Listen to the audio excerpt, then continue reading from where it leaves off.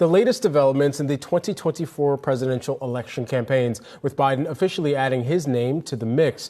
We have the U.S. Secretary of Transportation, Pete Buttigieg, joining us now alongside Yahoo Finance's executive editor, Brian Sozzi. Great to have you here with us today. And first and foremost, we have to ask you, should Biden win in 2024, do you plan on staying on with the administration? What is the tenor in the White House right now? Look, I serve at the pleasure of the president, and I'm honored to have this role and really honored to be part of an administration that's getting so much done, especially when it comes to transportation and infrastructure. It's been the better part of a century since something has happened of the proportions that we're doing right now, improving airports, fixing bridges, enhancing railroad infrastructure, every part of our transportation system, getting these enormous investments that's coming in a very timely fashion when you consider all of the challenges that our transportation system has had to navigate. And I think it speaks to the broader story of our country and our economy and where it is. Just 2 years ago when this president took office, we had lost so many jobs. There was uncertainty over COVID.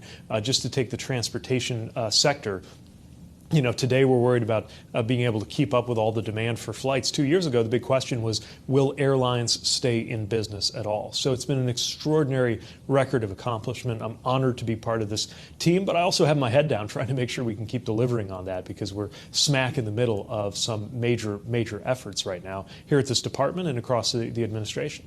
Mr. Secretary, as you know, the recent polling data has raised concerns among voters for both of the potential front-runner candidates right now, both President Biden and former President Trump. One of the concerns is around the age of the candidates. Let's just speak frankly here.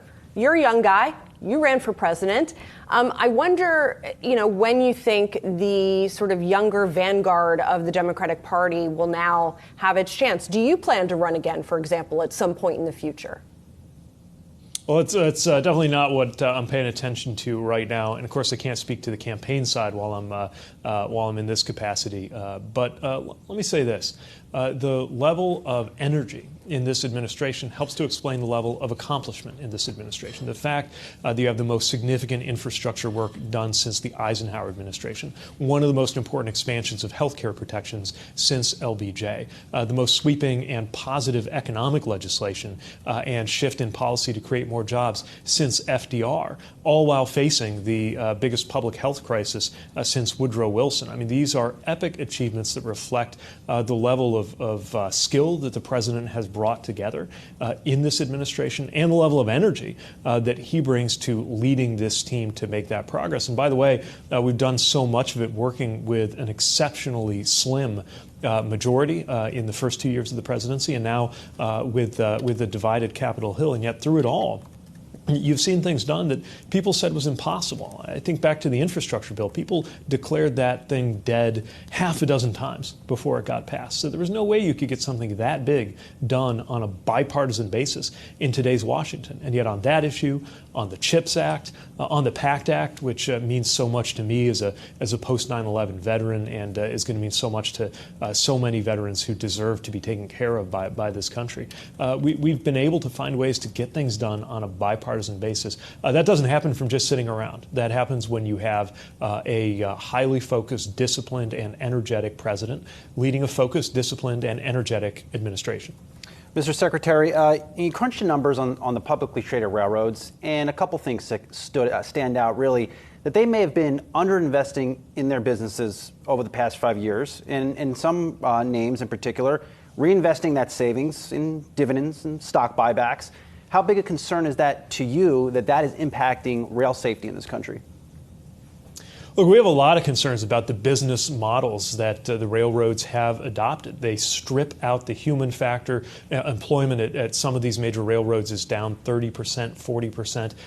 They've become wildly profitable, but have not been able to dramatically improve their efficiency or their fluidity in moving goods. And it's really come on the backs of workers who are now overworked, stressed out. And this is part of what led to so much concern last year as workers were insisting on sick leave, something that we still believe these railroads need to provide. Some of them have negotiated it with some of their unions, but they should all be doing more right now.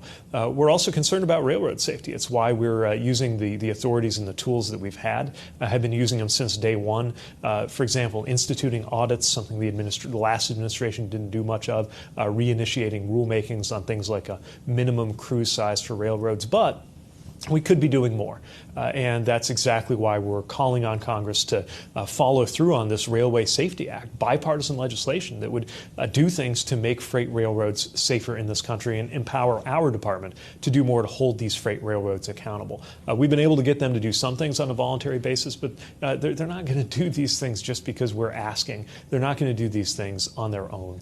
We need to make sure we have strong rules and good enforcement to hold these freight railroad companies accountable. And I can tell you, when you look at their numbers, they could do better by their workers. They could do a better job and still be plenty profitable. In terms of the proposed GOP budget cuts, how detrimental would those cuts be if implemented to the railroad and the aviation industries? Well, these GOP budget cuts would reduce our ability to hire air traffic controllers. They would reduce the number of hours of inspection time we have on our railroads. I'm astonished that these House Republicans think now is a good time to cut railroad safety, that anybody looking at the challenges that the aviation system has had would say now is a good time to cut air traffic control. We would have to shut down air traffic control towers if the House GOP Freedom Caucus budget cuts were to go into effect. A lot of times I think they talk about our budget, our spending, as if just anything that wasn't defense was optional. I would argue that air traffic control is not optional. It's a very important part of our economy. I would argue that freight railroad safety inspections are not optional. Lives depend on it. And those are just two examples of things that would be cut if this extreme House Republican budget proposal went into effect. Just after the earnings report dropped for Delta, we actually had the opportunity to speak with Delta Airlines CEO Ed Bastian, who had this to offer on his thoughts about the improvements needed in the airline industry to keep pace with travel demand. Here's what he had to say. I want to play a clip and get your response on the other side. I think we all agree, as does the FAA, as does the Secretary of Transportation, the need to continue to modernize the tools and the capabilities of the air traffic controllers. And we also need to increase the staffing levels of the air traffic controllers and the throughput in terms of taking new controllers and having them become experience ready and into those chairs. What it requires is funding on a multi-year basis. And so, Secretary, if this funding does not get approved, what type of disruptions should travelers brace for when it comes to the summer season and perhaps even later on into the year?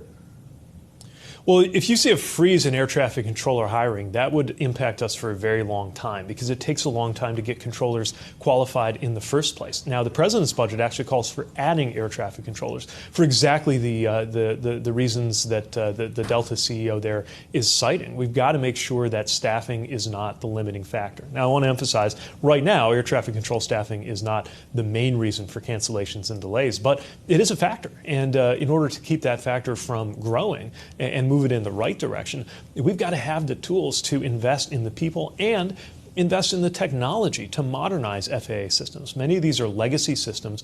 They've obviously done an incredible job in terms of the extraordinary safety record here in the most complex and safest airspace in the world. But it's not something that's just going to keep going on its own. You have to fund it. And that idea of being able to have a multi-year vision for how we're going to improve these systems, being able to have a multi-year vision for how to get these air traffic controllers in seat and be hiring at a faster rate than people are retiring. These are critically important. They're in the president's budget. And we're urging Congress to work with us to get it done. The last thing anybody should want to see right now is more cancellations and delays because politics somehow got in the way of doing the right thing for safety and for convenience of airline passengers. Well, it certainly wouldn't be the first time politics got in the way of something, that was trying to get done in Washington. And as you said, you're head down, you're really focusing on these issues.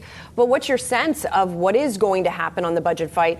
And obviously the thing that markets are paying a lot of attention to, which is as it relates to the debt ceiling fight. What's your sense of where negotiations are at this point?